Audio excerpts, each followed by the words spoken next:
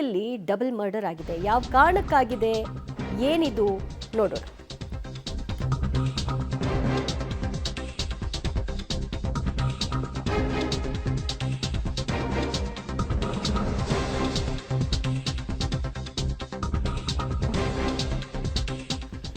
ಹುಬ್ಬಳ್ಳಿ ತಾಲೂಕಿನ ಕುಸುಗಲ್ ಗ್ರಾಮದಲ್ಲಿ ತಂದೆ ತಾಯಿಯನ್ನೇ ಮಗನೇ ಕೊಂದಿರುವಂತಹ ಘಟನೆ ಇದು. ಕೊಲೆ ಮಾಡಿ ಎಸ್ಕೇಪ್ ಆಗಿದ್ದ ಗಂಗಾಧರ್ ಸ್ಥಳಕ್ಕೆ ಹುಬ್ಬಳ್ಳಿ ಗ್ರಾಮೀಣ ಪೊಲೀಸರು ಭೇಟಿ ಕೊಟ್ಟಿದ್ದಾರೆ, ಪರಿಶೀಲನೆಯನ್ನ ನಡೆಸ್ತಾ ಇದ್ದಾರೆ. ಸಾಮಾನ್ಯವಾಗಿ ಡಬಲ್ ಮರ್ಡರ್ ಇತ್ಯಾದಿ ಅಂತ ಅಂದಾಗ ಯಾವುದೋ ಗುಂಪು ಘರ್ಷಣೆ ಇರಬೇಕು ಅಂತ ಭಾವಿಸ್ತಾ ಇದ್ವಿ. ಆದರೆ ಇದೇನಿದು, ತಂದೆ ತಾಯಿಯನ್ನೇ ಮಗ ಕೊಲ್ತಾನೆ, ಅದು ಕೂಡ ಆಸ್ತಿ ವಿಚಾರಕ್ಕೆ ಅಂತಂದ್ರೆ ಏನು ಹೇಳಬೇಕು.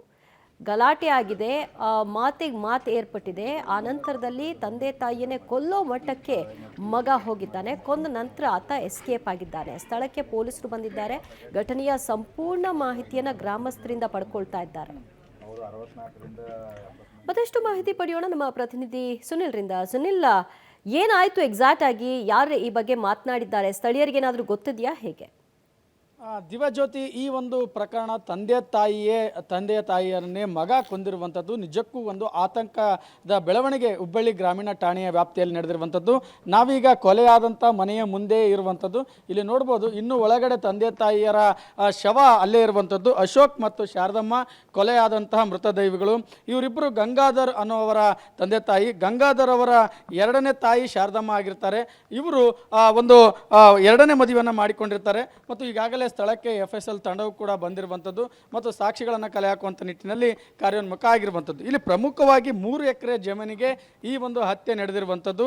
ಆ ಎರಡನೇ ಮಗ ಆಗಿರ್ತಾನೆ ಗಂಗಾಧರ್, ಮೊದಲನೇ ಹೆಂಡತಿ ಆತ್ಮಹತ್ಯೆ ಮಾಡಿಕೊಂಡು ಸತ್ತಿರ್ತಾರೆ.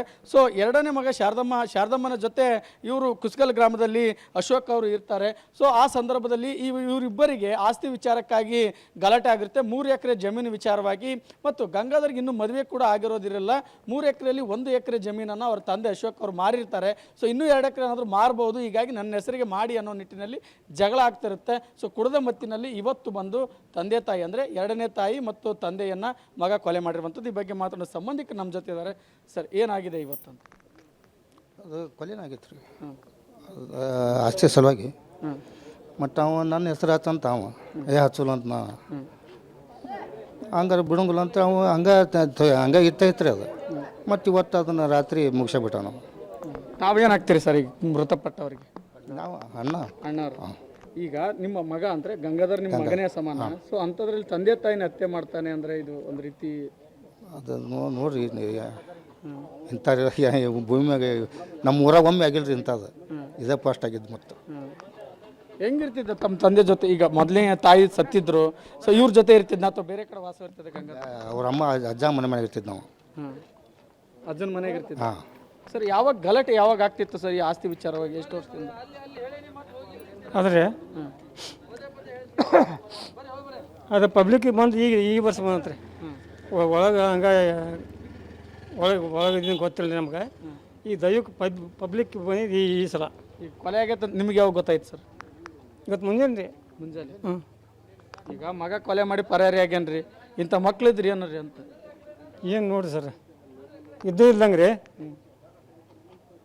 ಇಂಥ ಇರಬಾರ್ದು. ನಿಜವಾಗ್ಲೂ ದಿವ್ಯಜ್ಯೋತಿ, ಒಂದು ನೋವಿನ ಸಂಗತಿ. ಈ ಇಬ್ಬರು ಏನು ಮಾತಾಡಿದ್ರಲ್ಲ, ಇವರು ಅಶೋಕ್ ಅವರ ಅಣ್ಣಂದಿರು, 4 ಜನ ಮಕ್ಕಳವರು. ಈಗ ಕೊನೆಯ ತಮ್ಮ ಈಗ ಮೃತಪಟ್ಟಿರುವಂಥದ್ದು.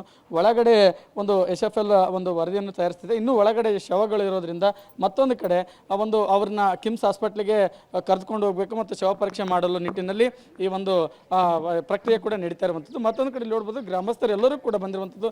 ಸಹಜವಾಗಿ ಗ್ರಾಮೀಣ ಪ್ರದೇಶದಲ್ಲಿ ಇಂತಹ ಕೊಲೆಗಳಾಗೋದಂತೂ ಸಹಜ. ಸೊ ಇಲ್ಲಿ ಮಹಿಳೆಯರು ಇದ್ದಾರೆ, ಮಾತಾಡ್ತಾನೆ. ಅಮ್ಮ, ನಿಮಗೆ ಯಾವಾಗ ಗೊತ್ತಾಯ್ತು? ನಮಗೆ ಗೊತ್ತಿಲ್ಲ ರೀ. ಆ ಕಡೆ ಓಣ್ಯಾನಾರ, ಆ ಕಡೆ ಈ ಓಣ್ಯಾರಲ್ರಿ, 3ನೇ ಓಣ್ಯ. ನೋಡಕ್ ಭಯ ಆಕೈತ್ರಿ. ಮತ್ತು ಮಕ್ಕಳು ಇದ್ದರಿಗೆ ಮತ್ತೊಟ್ಟು ಮಕ್ಕಳಿಗೆ ಭಯ ಆಕೈತ್ರಿ. ಗಂಡು ಮಕ್ಕಳು ಹುಟ್ಟಾರ ಅಂತ ಅಂದ್ಬಳಕ ಅಷ್ಟಲ್ಲ. ಮತ್ತೆ ಎಲ್ಲರೂ ನೋಡಿರಿ, ಗಂಗಾಧರ್ ನೋಡಿ. ಓಕೆ, ಇಂಥ ಮಕ್ಕಳು ಹುಟ್ಟಿದ್ರೆ ಏನು ಮಾಡಕ್ಕಂತ?